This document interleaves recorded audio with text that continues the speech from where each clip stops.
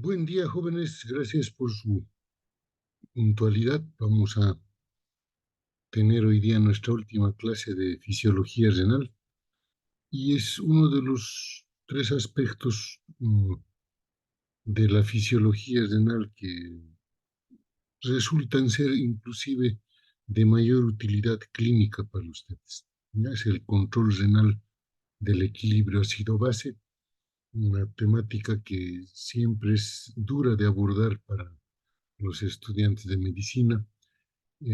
Siempre es dificultoso tener comprensión de esta temática porque es algo que lo van a ver varias veces durante su formación, no solamente en fisiopatología al año, también lo van a ver en medicina interna, porque es una temática que hace mucho al área de la terapia intensiva, ¿no? En donde los pacientes que son manejados en terapia intensiva tenemos nosotros que lograr que las funciones homeostáticas se conserven dentro de los márgenes normales, ¿no? Y uno de ellos es el control del equilibrio ácido-base, ¿no? Entonces, este es el capítulo 31 de nuestro Gaiton y pues vamos a aprovechar esta sesión para poder entender mejor esta temática, ¿ya? Primero, como información útil, ¿no? Dijimos, el riñón tiene eh, participación en muchos procesos metabólicos del cuerpo, ¿no? Por ejemplo, ya hemos visto cómo el riñón equilibra la concentración de electrolitos en el líquido extracelular. El riñón participa del equilibrio de los líquidos corporales, ¿no? Del agua principalmente.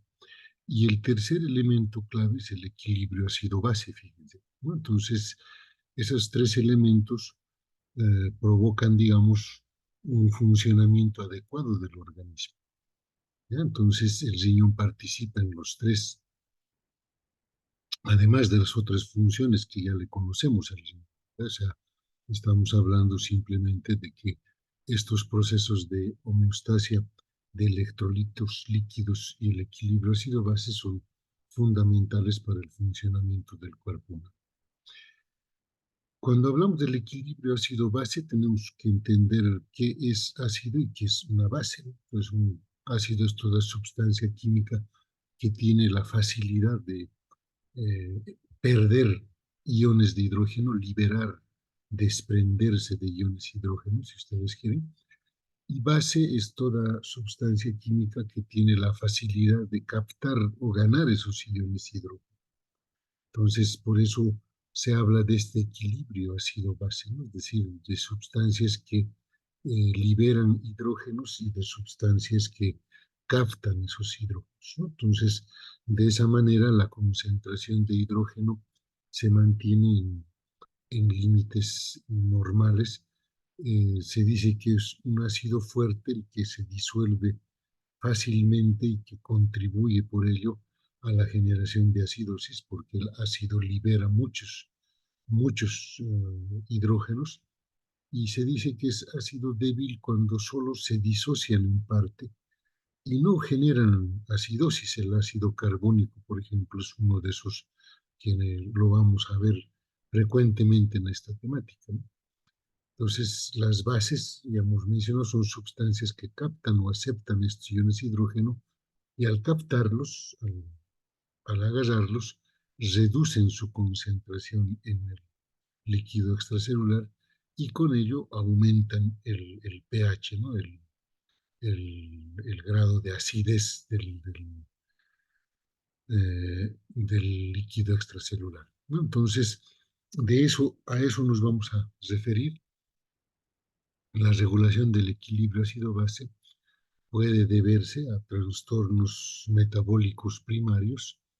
Quiere decir que la acidosis o alcalosis ha tenido un origen metabólico en los procesos orgánicos, y estos trastornos generalmente son compensados por la respiración, por los pulmones, ¿ya? Pero también puede resultar que el desequilibrio ácido-base tenga origen respiratorio, ¿no? En problemas respiratorios. Y de esa forma son los riñones los que actúan como compensadores excretando bases o ácidos a través de la orina, ¿no? Entonces, esto es necesario entender, ¿no? O sea, la relación que hay de acidosis o alcalosis metabólica y acidosis o alcalosis respiratoria. En los trastornos metabólicos, la compensación es respiratoria; en los trastornos respiratorios, la compensación es renal. Esos son dos conceptos base que ya los vamos a ver. Han sido dos fisiólogos que han estudiado esta regulación del equilibrio ácido-base y han elaborado una ecuación para poder, digamos, ver esta relación entre ácidos y bases, ¿no? Entonces, en su primera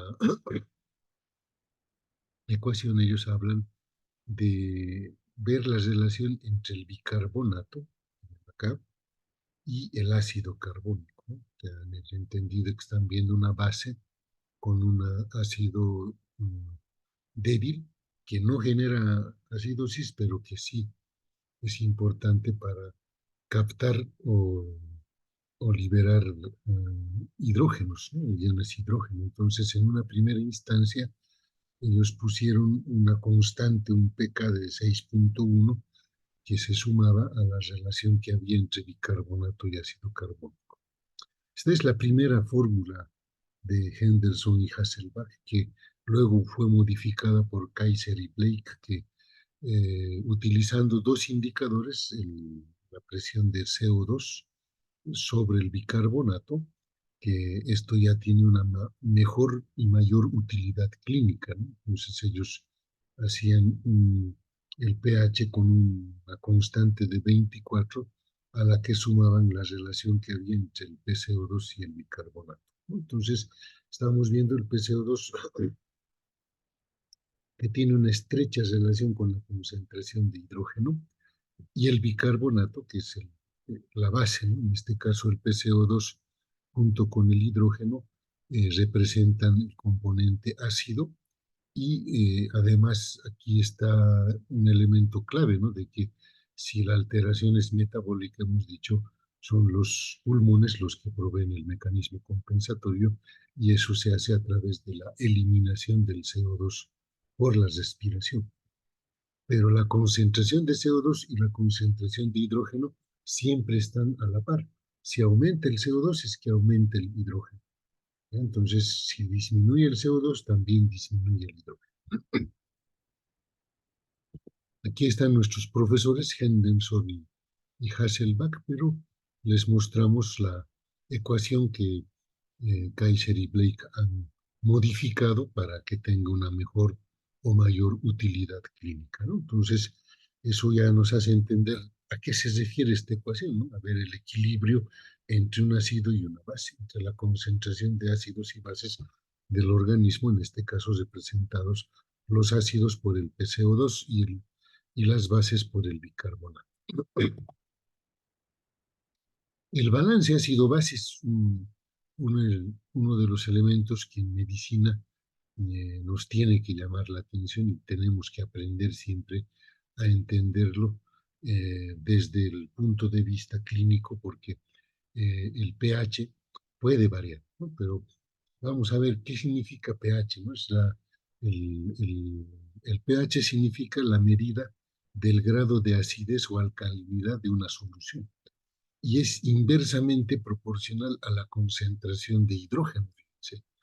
Cuando el hidrógeno aumenta en concentración, el pH disminuye, es decir, se hace más ácido, ¿no? Es 7, fíjense acá, al lado rojo, ese es un pH ácido, y quiere decir que hay una gran concentración de hidrógeno en el líquido extracelular.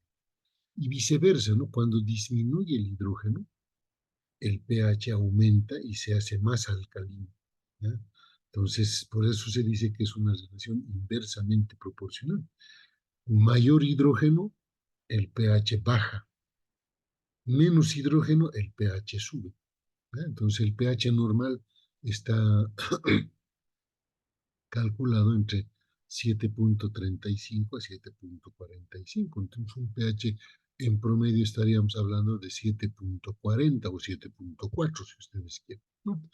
Si ahí está el pH de 7.40, que implica que hay una concentración de hidrógeno de 40 nanomoles por litro, ¿ya? Y ese, ese pH es el que nosotros manejamos cuando hacemos el logaritmo en la fórmula de Henderson-Hasselbalch o en la fórmula de Keiser y Blake, y nos da el valor de 7.40.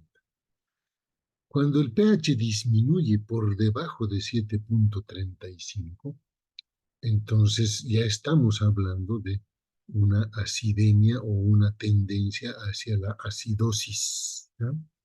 Y cuando aumenta de 7.45 ya estamos hablando de una alcalemia o una tendencia a la alcalosis. Fíjense que no necesitamos variaciones más grandes o muy grandes del pH, porque ya se sabe que un pH muy ácido de 6.80 o muy alcalino de 7.80 ya son incompatibles con la vida. Entonces, este margen, este rango es bien estrecho cuando hablamos de equilibrio. Por eso estamos dando este rango nada más de 7.35 a 7.45, en promedio 7.40. Y ese es el pH normal que nosotros vamos a considerar en el funcionamiento del organismo. ¿Qué quiere decir esto? Que los procesos homeostáticos del equilibrio ácido-base deben retornar a este valor promedio, ¿no? Estar cerca del 7.40 para estar considerado en un rango de normalidad. Ahora, hay componentes del balance ácido-base que hay que estudiarlos, es decir, son componentes que nos sirven para evaluar el equilibrio ácido-base. El primer componente lo acabamos de ver, ¿no? El pH, el valor de la acidez o alcalinidad del líquido extracelular. Su rango normal ya lo hemos visto, 7.35 a 7.45, y se considera acidosis por debajo de 7.35 y alcalosis por encima de 7.45. El segundo componente es la presión arterial de CO2, presión parcial de CO2 disuelto. Este es el componente respiratorio del balance ácido-base, ¿ya? El rango normal de esta presión parcial de CO2 es de 35 a 45 milímetros de mercurio, ¿ya? Pues fíjense, cuando aumenta la concentración de CO2 a más de 45, ya se habla de una acidosis respiratoria, porque es el componente respiratorio. Quiere decir que los pulmones tienen alguna alteración que no les está permitiendo eliminar el CO2 hacia el medio ambiente y aumenta su concentración en la sangre. Por el contrario, se habla de una alcalosis respiratoria cuando la concentración de CO2 es menor a 35 milímetros de mercurio. El otro componente del balance ácido-base es el bicarbonato, ¿no? Es el calcular la cantidad del bicarbonato circulante, y este es el componente metabólico o componente renal también que se puede conocer del balance ácido-base. El valor normal del bicarbonato es de 22 a 26 miliequivalentes litro. Y ya se habla de acidosis cuando está por debajo de 22 miliequivalentes litro. Y ya se habla de alcalosis cuando está por encima de los 26 miliequivalentes litro. Y un último componente del balance ácido-base, perdón, está dado por el exceso de bases, ¿no? Es un valor que calcula el exceso o defecto del bicarbonato respecto del valor normal, ¿no? De su concentración normal de 22 a 26, cuán disminuido está. el rango normal del exceso de bases puede ir de -2 a +2 milequivalentes. ¿Ya? Entonces, fíjense que no se necesita tampoco unas variaciones grandes de estos valores para estar hablando de acidosis o alcalosis tanto respiratoria como metabólica. ¿Ya? No se preocupen, esto no está en su libro, pero yo lo utilizo, lo agrego para que se entienda mejor, porque cuando estemos en la práctica de fisiología, tenemos que aprender a hacer la lectura del equilibrio, del balance ácido-base o el equilibrio ácido-base. Ahora sí entramos en materia de fisiología de Guyton. Pues aquí hay que entender qué son los denominados buffers plasmáticos. ¿Ya? Eh, el primer sistema más importante de buffer en los líquidos corporales es el bicarbonato. ¿Ya? Ahorita lo vamos a ver. Pero el segundo es la hemoglobina, fíjense, porque la hemoglobina, después del bicarbonato, es el buffer plasmático más importante, ya que capta iones hidrógeno junto con el CO2 y los va a transportar con los glóbulos rojos desde los tejidos hacia los pulmones para eliminar ese CO2. ¿Ya? Otros buffers plasmáticos son los fosfatos inorgánicos, que tienen una función buffer a nivel renal. Son los fosfatos que se van a llevar junto con ellos a iones hidrógeno que van a salir a la luz de los túbulos renales, ¿no? Se van a excretar en los túbulos renales. Eso ya lo hemos visto en el sistema tubular renal, que hay segmentos del sistema tubular que excretan hidrógeno, ¿verdad? Hemos visto ya eso en las temáticas anteriores. Esos hidrógenos generalmente se unen a estos fosfatos inorgánicos y de esa forma salen en la orina, porque si no se unieran estos fosfatos inorgánicos, todavía podría suceder su reabsorción, digamos, en el sistema tubular. A nivel intracelular, nosotros contamos con fosfatos orgánicos que se consideran también con función buffer intracelular. ¿Ya? Entonces, esos son elementos que tenemos que recordarlos bien. Un buffer es una sustancia que, digamos, equilibra, busca el equilibrio porque capta estos, estos iones hidrógeno y normalmente el sistema del bicarbonato hace eso, la hemoglobina contribuye a hacer eso y los fosfatos inorgánicos a nivel renal contribuyen también a hacer eso, junto con los fosfatos orgánicos a nivel intracelular.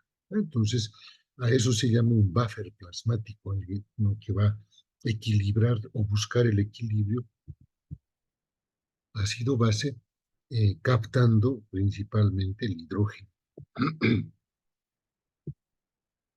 La primera línea de amortiguación en los líquidos orgánicos, entonces, como hemos dicho,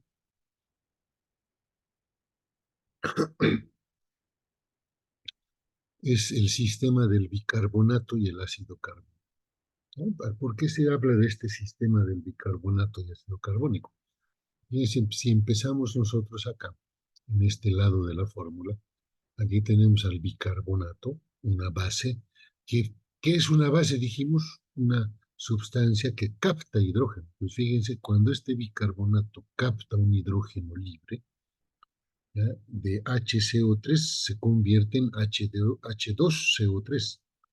De bicarbonato se vuelve ácido carbónico. ¿Y por qué es importante esto? Porque este hidrógeno así captado, fíjense, ya no es liberado, está captado acá, pero por acción de una enzima que es la anidrasa carbónica, que es muy abundante en los glóbulos rojos, por eso es que la hemoglobina también hemos mencionado que es otra, después del bicarbonato es el segundo sistema de amortiguación más importante. Esta anidrasa carbónica hace que este ácido carbónico, fíjense, se descomponga en dos elementos, agua y CO2. es H2O y CO2. Entonces, esto es importante porque el agua está captando ese hidrógeno, fíjense, no lo está dejando libre. Ese hidrógeno cuando está asociado con otra sustancia no genera la concentración ácida. Y el CO2 es algo que va a ser liberado por el sistema respiratorio, en los pulmones, ¿verdad? Entonces, fíjense, por eso hay una relación estrecha entre concentración de hidrogeniones y CO2. Entonces, cada vez que aumentan los hidrogeniones, aumenta también la producción de CO2 por el metabolismo del ácido carbónico mediado por la anhidrasa carbónica. Entonces, si yo tengo un incremento de hidrógeno, por esta reacción también voy a aumentar el CO2. Entonces, por eso se habla de esa estrecha relación de concentración del CO2 y del hidrógeno. ¿Ya? Entonces, cuando disminuye el pH, quiere decir que hay una gran concentración de hidrogeniones, ¿no? Eso es lo que dijimos hace ratito por concepto. Entonces, eso genera una acidosis y esto por el sistema del bicarbonato es amortiguado y esto empieza a incrementar el pH, ¿no? O sea, de un pH que estaba muy bajo, empieza a subir gracias a esta amortiguación del bicarbonato, porque estos no es una sola molécula, el bicarbonato, varias moléculas de bicarbonato, rápidamente van a captar estos iones hidrógeno, convertirse en ácido carbónico y, gracias a la anhidrasa carbónica, formar agua y CO2. Ese CO2 en exceso que se está generando va a ser eliminado por los pulmones a través de la respiración y con eso vamos a tener el agua, va a reingresar a las células para los procesos metabólicos normales y con eso se va a volver a elevar el pH, ¿no? Entonces, la segunda línea de amortiguación es la regulación respiratoria, ¿no? Por eso acabamos de entender esta relación CO2 e hidrógeno, ¿no? Y antiguamente había el convencimiento de que el centro respiratorio a nivel vulvar, en el bulbo raquídeo, era estimulado por la concentración de CO2. Decían, ¿no?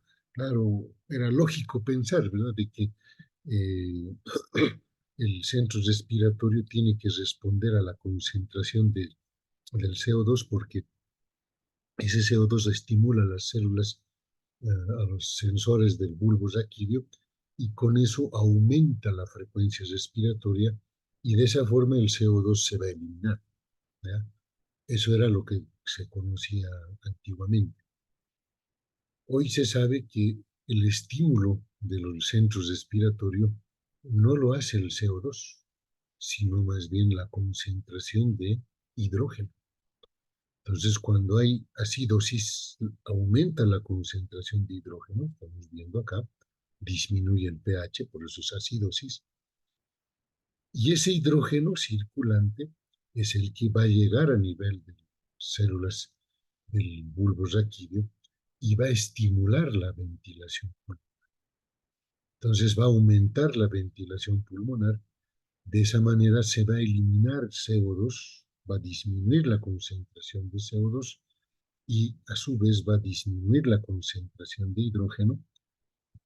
Por lo tanto, va a incrementarse el pH, ¿no? Se va a equilibrar, se va a amortiguar esa concentración de hidrógeno y va a elevarse otra vez el pH. ¿Ya? Entonces, por eso es importante acordarnos de esta relación de CO2 e hidrógeno, ¿no? Y recordar que actualmente es la concentración de hidrógeno que estimula la ventilación pulmonar en el centro respiratorio. Bien, aquí vamos a ver un resumen también de la relación regulación ácido-base a nivel renal, ¿ya?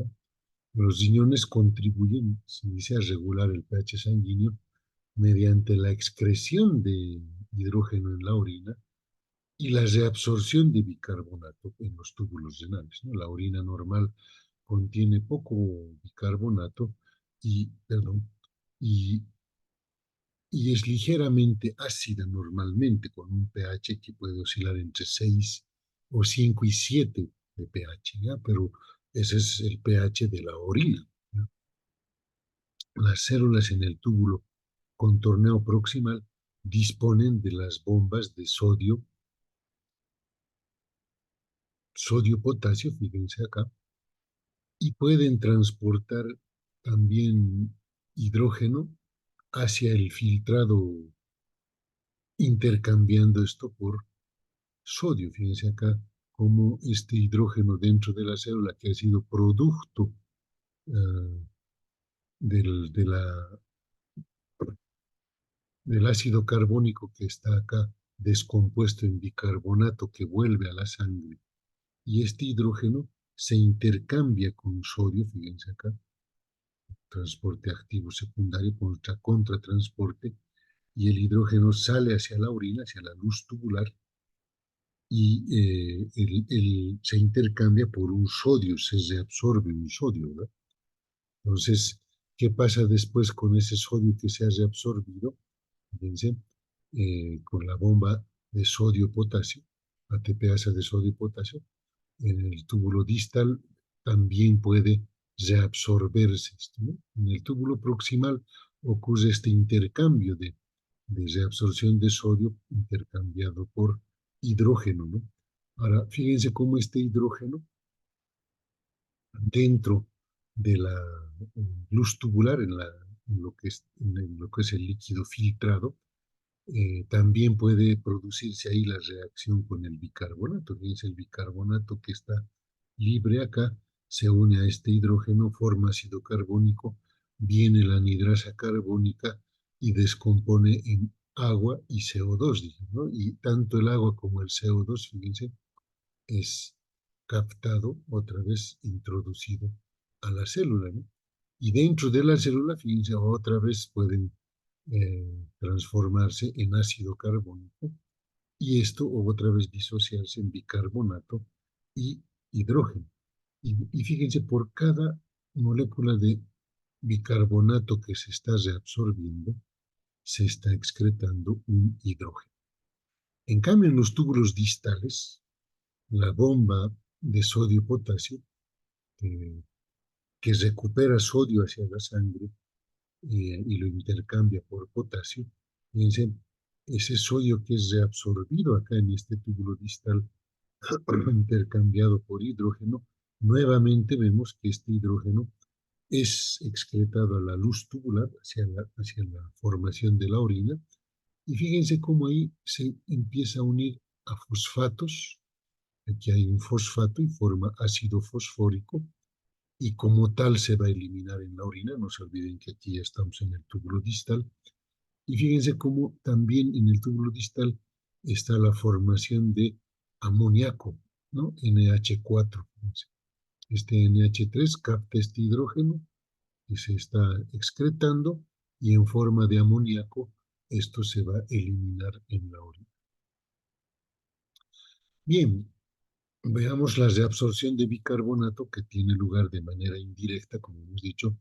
Cuando la orina es ácida, el bicarbonato se combina con el hidrógeno para formar ácido carbónico. Acá lo hemos visto esto. El ácido carbónico del filtrado es convertido en CO2 más agua, y es en una reacción que está catalizada por la enzima anhidrasa carbónica. A medida que las concentraciones de CO2 se incrementan en el filtrado, el CO2 difunde a las células del túbulo.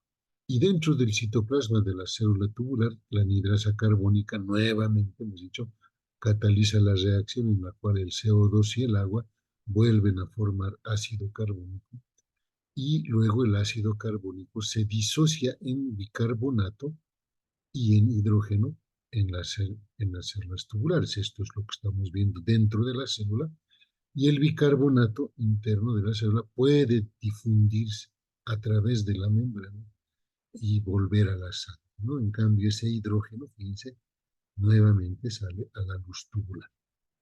Entonces, estos fenómenos se dan en el sistema tubular renal.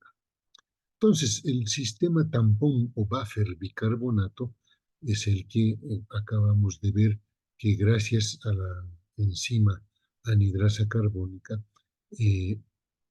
puede formarse, hemos dicho, ácido carbónico gracias a la unión de un bicarbonato con el hidrógeno formado en el metabolismo tisular, y este hidrógeno está relacionado con procesos metabólicos, puede salir en la orina, hemos dicho, ya sea unido a fosfatos o como amoníaco, NH4. En fosfato, fíjense, se van dos hidrógenos a la orina y en NH4 se van cuatro hidrógenos a la orina.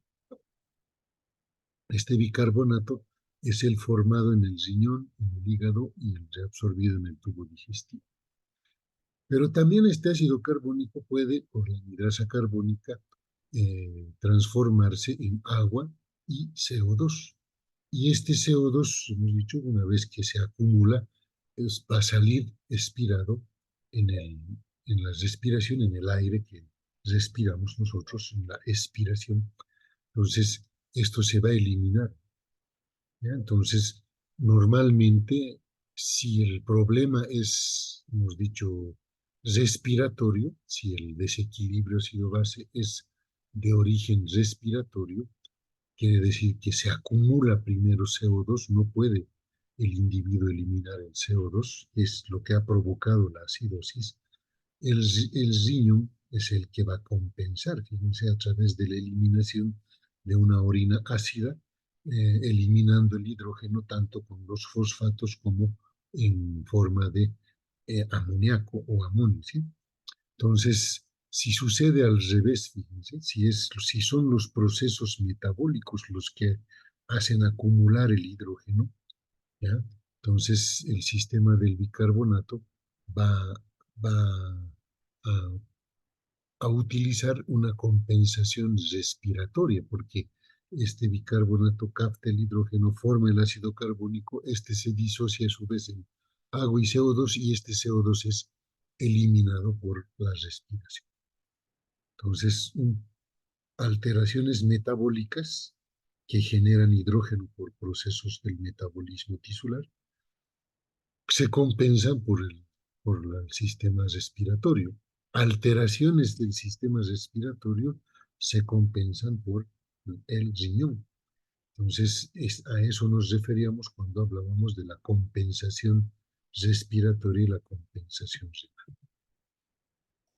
Entonces, hablaríamos de producción de orinas ácidas y alcalinas, ¿verdad? Y eso va a depender de la cantidad de hidrógeno o bicarbonato que se filtre en los túbulos renales. Cuando hay mayor concentración de hidrógeno en la orina, se habla de una orina ácida. Cuando hay una mayor concentración de bicarbonato en la orina, se habla de una orina alcalina. La, el pH es un elemento que en un parcial de orina siempre se mide, ¿ya? Siempre medimos en un parcial de orina el pH. El control renal del equilibrio ácido-base se fundamenta en tres fenómenos. Pregunta de examen fija siempre y que se olvidan mucho ustedes. Hay tres formas de control renal del equilibrio ácido-base. Estamos hablando del control en los riñones, ¿ya? La primera es la excreción de hidrógeno, tanto como iones libres que se van a la orina, no se reabsorben, con buffers, con los fosfatos que hemos visto, o con la formación de amonio o amoníaco, ¿verdad? En estas tres formas se excreta el hidrógeno, ¿ya? Esta forma de excreción de hidrógeno siempre les hago una comparación a ustedes, ¿no? Con lo que hemos visto en esta diapositiva, ¿no? O sea, hemos dicho, hay tres formas de excretar el hidrógeno en el riñón. Hidrógeno solo, con buffers, fosfatos en este caso, y amoníaco. Y eso es como cuando ustedes recuerden cuando se van a una reunión, una fiesta de alguno de sus amigos o amigas, ¿no? Bueno, tienen una fiesta y Bueno, todo el mundo va, los invitados llegan, etc. A cierta hora ya avanzada de la noche, hay gente más prudente que otras y jóvenes más conscientes que otros, ¿no? Y dicen, no, ya es tiempo de que me vaya, nos vemos chicos, linda la fiesta, la he pasado bien y chao, ¿no? Entonces, ese es el hidrógeno que se va solito, ¿no? Se sale al túbulo renal y a la orina, ¿no? Solito se ha ido y de esa forma después ya empiezan a hacerse más tarde y ya pues les da miedo a algunos chicos irse solos, a algunas chicas irse solas y dicen, nos acompañaremos, sí, nos acompañaremos. Entonces van y entre dos personas se salen y fíjense justo con los fosfatos, ¿no? Como con los fosfatos y el hidrógeno, con un buffer. Entonces ya nos acompañamos, chao, chao, nos vamos y se van a la hora. Y ya a una hora más avanzada, cuando el dueño de casa, el papá del cumpleañero ya se ha enojado con todos, por decir ya, se están pasando aquí, ¿qué van a decir en sus casas? Y les dice, pues ya la fiesta se acabó, estoy llamando taxis para todos, listo. En un taxi se van cuatro, fíjense la amoníaco NH4, cuatro hidrógenos, ¿no? Entonces, ¿no? Entonces, de esa forma se acuerdan mejor ustedes cómo el riñón excreta el hidrógeno, ¿sí? Ya sea en forma libre, ya sea con buffers, como fosfato, o en amoníaco, con cuatro hidrógenos que se van de uno solo. La segunda acción renal para el equilibrio ácido-base ya se relaciona con el bicarbonato y se refiere a la reabsorción del bicarbonato. ¿Esto qué quiere decir?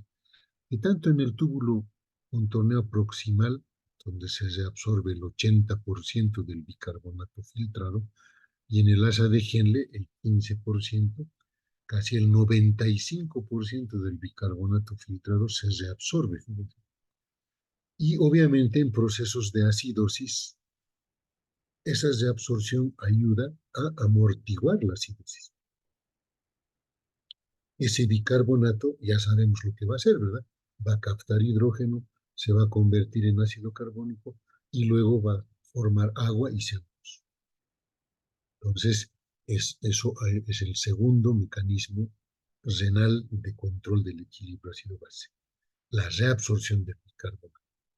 Pero resulta que el riñón, además, cuando es muy necesario en procesos de acidosis, produce nuevo bicarbonato. ¿Ya? Eso se va a producir a través del metabolismo de un aminoácido que es la glutamina, y cada vez que la glutamina se metaboliza, el renal forma dos moléculas de amoníaco que se va a ir a la orina con cuatro hidrógenos, ya hemos visto, y dos moléculas nuevas de bicarbonato que se van a reabsorber en la sangre. Entonces, a eso se llama la producción de nuevo bicarbonato. No es el bicarbonato filtrado por el glomérulo, ¿no? Es un bicarbonato producido en las células renales por el metabolismo de la glutamina. Entonces, la excreción de hidrógeno y reabsorción de bicarbonato en las células tubulares más o menos se da en esta forma como hemos visto, ¿no? Entonces, fíjense acá el intercambio de sodio-hidrógeno, el hidrógeno que va hacia la luz tubular, ahí se puede unir con bicarbonato, forma el ácido carbónico, este ácido carbónico se vuelve a disociar en CO2 y agua, este CO2 y agua se pueden reabsorber a la célula tubular renal. Dentro de la célula tubular renal, esto puede volverse otra vez ácido carbónico y ese ácido carbónico por la anhidrasa carbónica puede volver a desprenderse en bicarbonato e hidrógeno. Y ese hidrógeno, fíjense, otra vez sale a la luz tubular y este bicarbonato se reabsorbe hacia la sangre, ¿sí? Y la bomba de sodio y potasio hace que, fíjense, el sodio se reabsorba y el potasio venga en contratransporte hacia la célula, ¿no? Entonces, ahí tenemos en el túbulo proximal el asa de Henle y en el túbulo distal existe secreción de hidrógeno por contratransporte con el sodio. Esto que vemos acá, sodio se reabsorbe y sale hidrógeno, se da en estas tres porciones tubulares renales, ¿no? En el túbulo contorneo proximal, asa de Henle y túbulo contorneo distal. En el distal y en el túbulo colector, más bien se produce una secreción activa de hidrógeno por transporte activo primario. Hay una bomba de hidrógeno que hace que ese hidrógeno en esas porciones finales del sistema tubular se excrete, ¿no? Y eso obviamente va a hacer que la orina sea más ácida cuando el desequilibrio ácido-base así lo requiere, ¿no? La secreción de hidrógeno es un tanto mayor a la filtración de bicarbonato, o sea, no son en partes iguales, pero hemos visto que por cada bicarbonato que se reabsorbe, un hidrógeno también se elimina hacia la orina o hacia la luz tubular renal, ¿verdad? Pero ¿por qué es mayor el hidrógeno? Porque en las porciones distal y colector, del túbulo distal y túbulo colector, hay más excreción de hidrógeno que ya no se intercambia con el bicarbonato. ¿Ya? Entonces, esa es la forma de entender por qué hay. Hidrógeno no se excreta libre, se combina siempre con fosfato y amoníaco. Tienen, y ahí están los mecanismos celulares de expresión de hidrógeno nuevamente, ¿no? Aquí vemos en el Guyton esta figura, mecanismos celulares. El uno es la secreción activa de hidrógeno en el túbulo renal. Dos, la reabsorción tubular de bicarbonato, fíjense, mediante la combinación con hidrógeno para formar ácido carbónico que después va a formar dióxido de carbono y agua. Y tres, la reabsorción de sodio que se intercambia por hidrógeno secretado, ¿no? Este patrón de secreción de hidrógeno tiene lugar en el túbulo proximal, en el asa de Henle y en la primera porción del túbulo distal. Luego está la secreción activa a través de la membrana luminal de las células epiteliales intercaladas en el túbulo distal y los túbulos conectores. Ahí dijimos, fíjense que está una bomba con ATP que específicamente elimina el hidrógeno hacia la luz tubular. Entonces, obsérvese que se absorbe un ion bicarbonato por cada ion secretado y que se secreta de forma pasiva un ion cloro junto con el hidrógeno, ¿no? Entonces, eso sucede también para la parte del equilibrio eléctrico, ¿no? Es decir, este es positivo, se hace más positiva la luz tubular y por eso es que el cloro también difunde por gradiente electroquímico. Mecanismos celulares de la secreción de hidrógeno, ahí está nuevamente, la amortiguación de iones hidrógeno excretado es por el fosfato, fíjense, este fosfato capta el hidrógeno y se va con ese hidrógeno a la orina. Y aquí está el metabolismo de la glutamina, ¿no? En los túbulos proximales, fíjense, ahí está la glutamina, que una vez que es metabolizada, me forma dos moléculas de NH4, de amoníaco, ¿ya? Y dos moléculas nuevas de bicarbonato, ¿no? Estas dos moléculas se reabsorben hacia la sangre y estos dos amoníacos se van hacia la luz tubular. Son NH4 de carga positiva y obviamente van a arrastrar también cloro hacia la luz tubular. El NH4 se secreta en la luz mediante un intercambio con sodio, fíjense, se intercambia, ingresa sodio y sale en amonio, ¿no? Y el bicarbonato, los bicarbonatos nuevos se devuelven a la sangre, ¿no? Se reabsorben a la sangre.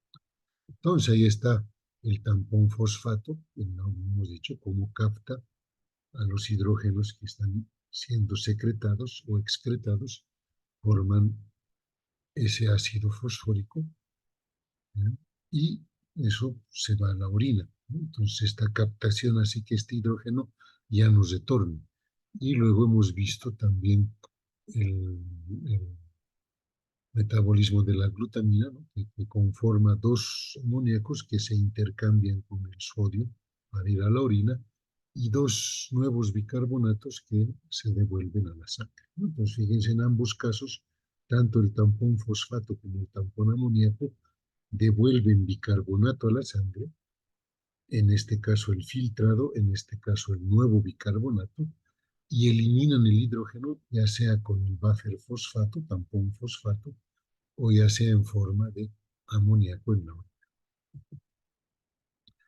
Bueno, son los tampones fisiológicos, ya estamos viendo eso como el fosfato tiene mucha relación porque en el metabolismo óseo va a depender si se libera o no fosfato y si ese fosfato luego es filtrado por los glomérulos y tener su acción como tampón fosfato en la filtración renal, ¿no? Y el otro es el tampón bicarbonato, que sucede en la respiración y ventilación pulmonar, en donde estamos viendo cómo esto puede formar ácido carbónico y formar agua y CO2 por un lado. Este ácido carbónico dividirse otra vez, ¿no? Entonces, gracias a la acción de la anhidrasa carbónica, ocurren estos cambios en esta conformación del ácido carbónico y la asociación o disociación en bicarbonato hidrógeno. La compensación renal de la acidosis, ahí están las células renales, aquí está la sangre. Pues cuando hay acidosis, fíjense, se reabsorbe bicarbonato y se añade bicarbonato hacia la sangre, ¿no? Lo que hemos dicho. Se reabsorbe por un lado por esta reacción del ácido carbónico y la anhidrasa carbónica, y por el otro el metabolismo de la glutamina. Fíjense, además se excreta hidrógeno que se va con los fosfatos hacia la orina o se excreta directamente como amoníaco en la orina. Entonces, de esa forma se compensa la acidosis. Se excreta hidrógeno, se reabsorbe bicarbonato y se reabsorbe y se produce nuevo bicarbonato, ¿no? Entonces, esos tres mecanismos no son.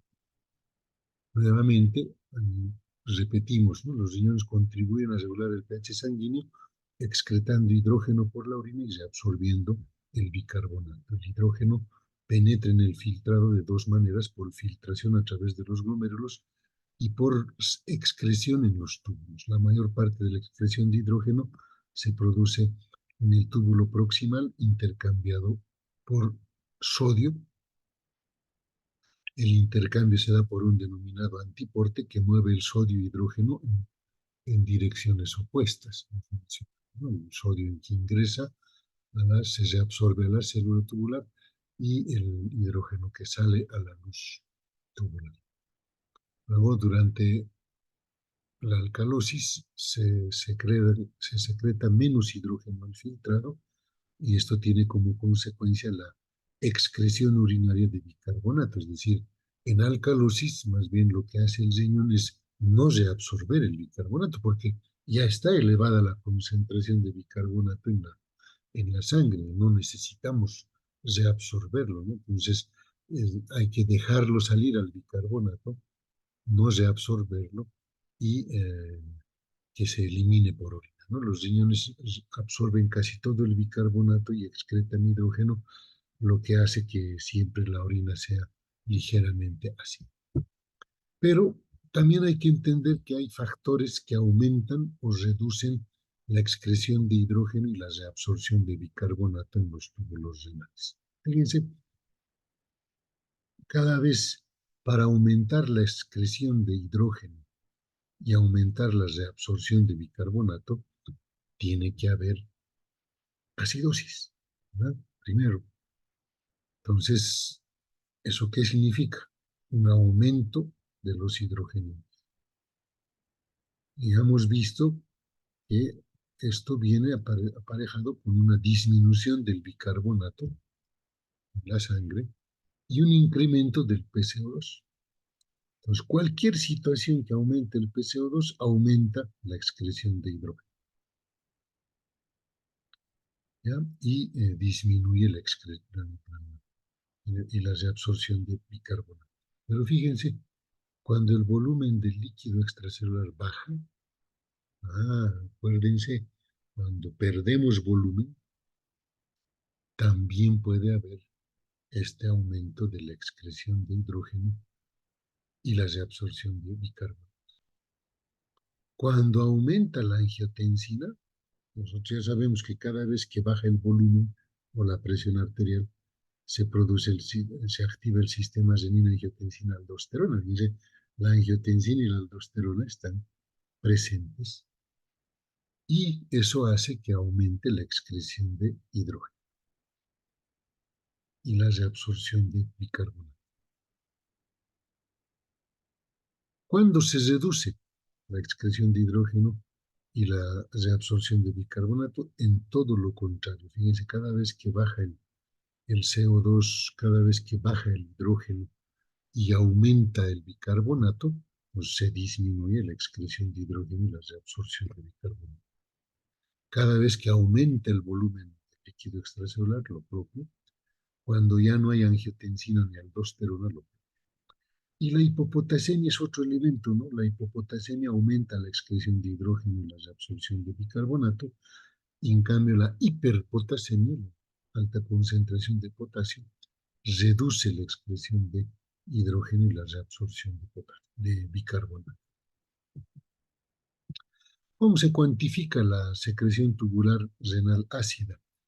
La excreción de hidrógeno es igual a la reabsorción de bicarbonato más la excreción de ácido titulable más la presencia de amoníaco. ¿Qué quiere decir eso? Que en una acidosis el riñón va a eliminar orina ácida, ¿ya? Primero va a haber una mayor reabsorción del bicarbonato a nivel renal. La orina va a tener ácido titulable, es una orina ácida, y además vamos a detectar amoníaco, gran cantidad de amoníaco en la orina. Ya hemos visto cómo se produce eso. ¿Qué sucede en la alcalosis? Las orinas son alcalinas porque no se reabsorbe el bicarbonato, no se recupera el bicarbonato a nivel renal y se lo elimina en la orina, por eso la orina es alcalina. No hay ácido titulable y no hay amoníaco, ¿verdad? O sea, nada de hidrógeno se está perdiendo, no hay acidez, más bien la orina es alcalina por la presencia de más bicarbonato. Las correcciones renales ya las hemos visto entonces, ¿no? En la acidosis aumenta la excreción renal de hidrógeno, ¿no? Ya sea se excreta hacia la luz tubular, se va con el buffer y se va con el amoníaco. Y la adición de bicarbonato al líquido extracelular es por reabsorción del bicarbonato filtrado o por producción nueva de bicarbonato en las células tubulares renales por el metabolismo de la glutamina. En la alcalosis disminuye la excreción tubular de hidrógeno, no se, no se excreta el hidrógeno, y hay un incremento de la excreción de bicarbonato en la orina. La orina es alcalina, porque no está reabsorbiendo el bicarbonato en los túbulos renales. Cuando ustedes ya aplican esto en gases arteriales y están viendo, por ejemplo, pH de menos 7.35 es acidosis. Si esta acidosis se debe a una baja del bicarbonato, quiere decir que es un problema metabólico. Si esta acidosis se debe a un aumento primario del CO2, aquí estamos ante una acidosis respiratoria. La acidosis metabólica va a ser controlada con una compensación respiratoria a través de la eliminación del CO2, ¿no? Entonces, 1.2 milímetros de mercurio de CO2 por cada 1 miliequivalente de bicarbonato que disminuye, se va a la compensación respiratoria. Si el problema es respiratorio, fíjense, lo que tenemos que hacer es aumentar el bicarbonato y eso es por la compensación renal, compensación metabólica o compensación renal. ¿Qué sucede con las alcalosis? Si la alcalosis es por aumento del bicarbonato, es una alcalosis metabólica. Si la alcalosis es por una disminución primaria del CO2, es una alcalosis respiratoria. Entonces, otra vez acá va a haber una compensación respiratoria, va a aumentar el PCO2, y aquí va a haber una compensación renal, aumentando el bicarbonato. Entonces, esa compensación renal y respiratoria se da así, ¿no? Entonces, si los primeros cambios son de tipo metabólico, ¿sí? Es el bicarbonato el que está afectado, entonces va a haber un cambio después de la compensación renal en caso de alteraciones respiratorias. Si los cambios primeros son del CO2, es que el problema es respiratorio, y el segundo va a haber cambios respiratorios compensados por el riñón, ¿no? Entonces, eso es lo que quiere decir esta diapositiva. Entonces, nuevamente ahí tienen un cuadro de muestra de sangre arterial, en donde si el pH nos da acidosis, hay que ver si es metabólica por disminución del bicarbonato o si es respiratoria por aumento del CO2. Si es metabólica es la compensación respiratoria, ¿no? Si es respiratoria, la compensación renal por el manejo del bicarbonato. Y lo propio acá, ¿no? Alcalosis metabólica, está mucho bicarbonato, o respiratoria, poco CO2. La compensación respiratoria hace que aumente el, el PCO2, y aquí la compensación renal de una alcalosis respiratoria hace que disminuya ese bicarbonato. Hay causas clínicas de los trastornos ácido-básicos, ¿no? Las acidosis respiratorias se deben a una reducción de la ventilación y por lo tanto aumenta la concentración de CO2. En la acidosis respiratoria, la respuesta compensadora disponible son los amortiguadores de los líquidos corporales, bicarbonato, hemoglobina, eh, y los riñones, que necesitan varios días para compensar este trastorno, ¿ya? En la alcalosis respiratoria se debe a un aumento de la ventilación, por lo tanto, hay una reducción del PCO2. De nuevo, las principales formas de compensación son los amortiguadores químicos de los líquidos corporales y la capacidad renal de aumentar la eliminación de bicarbonato por la orina. A nivel metabólico, las causas clínicas de los trastornos ácido-básicos, la acidosis metabólica se debe a una reducción en la concentración de bicarbonato en el líquido extracelular, que puede deberse a varias causas generales, ¿no? Por ejemplo, la imposibilidad de los riñones de excretar ácidos metabólicos formados en el cuerpo, no los puede eliminar, la formación de cantidades excesivas de ácidos metabólicos en el cuerpo, o la adición de ácidos metabólicos en el cuerpo por ingestión o infusión de ácidos, o la pérdida de bases de los líquidos corporales, lo que tiene el mismo efecto que añadir un ácido a los líquidos corporales. Esto puede suceder en la denominada acidosis tubular renal, en los riñones no pueden excretar. Las diarreas, el vómito de contenido intestinal, los diabéticos pueden hacer cetoacidosis, o la ingestión de ácidos, ¿no? Todo eso puede provocar una acidosis metabólica. La alcalosis metabólica, en cambio, se debe a un aumento en la concentración de bicarbonato en el líquido extracelular. Eso puede suceder por administración de diuréticos, exceptuando los inhibidores de la anhidrasa carbónica, un hiperaldosteronismo, exceso de aldosterona, vómitos de contenido gástrico, o la ingestión de fármacos alcalinos, ¿no? Entonces eso puede provocar esa alcalosis metabólica. Y por último, tienen ustedes este denominado normograma de ácido básico que muestra los valores del pH en la sangre arterial, fíjense, de 7.35 a 7.45, este redondito que dice normal, ¿no? Con una concentración de bicarbonato que va desde los 22 a 26, ¿no sé? Eso lo hemos visto en las primeras diapositivas, eso es el pH normal, ¿no? Entonces, ¿qué pasa cuando este pH disminuye? Pero, eh, digamos, fíjense, el bicarbonato está normal. Entonces, ¿qué ha disminuido ahí? Ah, pues ha disminuido el PCO2, o ha aumentado, perdón, el PCO2 y ha provocado una acidosis respiratoria. O puede irse al otro extremo, ¿verdad? Aumenta el pH, es una alcalosis respiratoria, pero eso es por disminución del CO2. Pues, ¿dónde está lo metabólico? Fíjense acá. Acidosis metabólica cuando baja la concentración de bicarbonato, tiene que disminuir. Y alcalosis metabólica cuando aumenta la concentración de bicarbonato.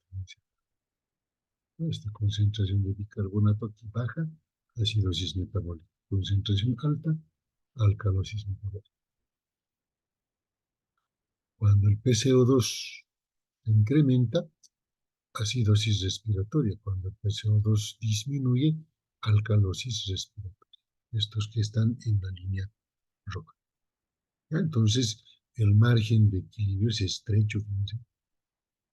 Entonces, por ello es que la necesidad de mantener un buen equilibrio ácido-base es fundamental, ¿no?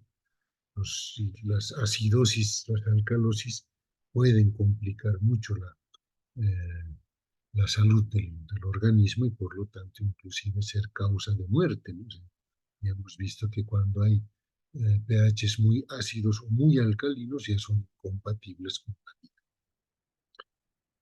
Bien, eso es lo que yo puedo explicarles sobre equilibrio ácido-base. Pues, con eso ustedes ya tienen una visión más completa del asunto.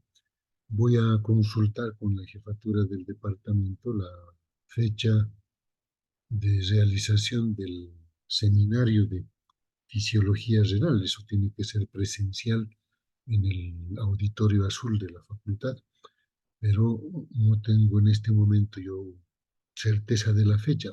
Si ustedes lo tienen en el cronograma, me pueden avisar si va a ser este miércoles o el siguiente, ¿ya? Pero tenemos que organizar ese seminario con mis dos grupos prácticos, el grupo K y el grupo L.